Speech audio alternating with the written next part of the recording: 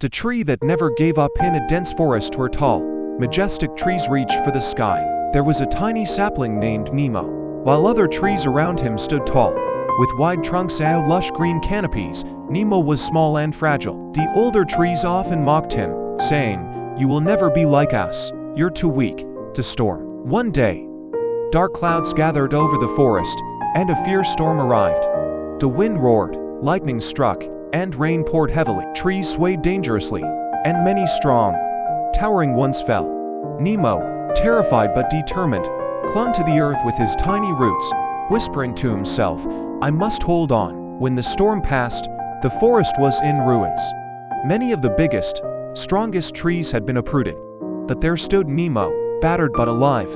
The struggle. In the days that followed, the sun shone bright, and the forest began to heal. Nemo's roots dug deeper into the soil, and his trunk grew sturdier. He worked hard every day, soaking in the sunlight and rain, determined to grow stronger. Even when droughts came and the ground cracked, Nemo stood firm. When animals trampled over him, he didn't give up. Slowly but surely, he grew. The transformation. Years passed, and Nemo was no longer a sapling. He had grown into a tall, mighty tree with thick roots and branches that spread wide. Birds nested in his branches, and travelers rested in his shade. The same trees that once mocked him now looked up to him with admiration.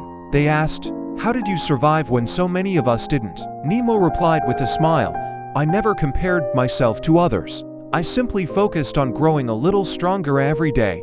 The moral. Nemo's story reminds us that success is not about how quickly we rise, but how strongly we stand through challenges. Life will test us with storms, but those who hold on, stay determined, and keep growing will emerge stronger.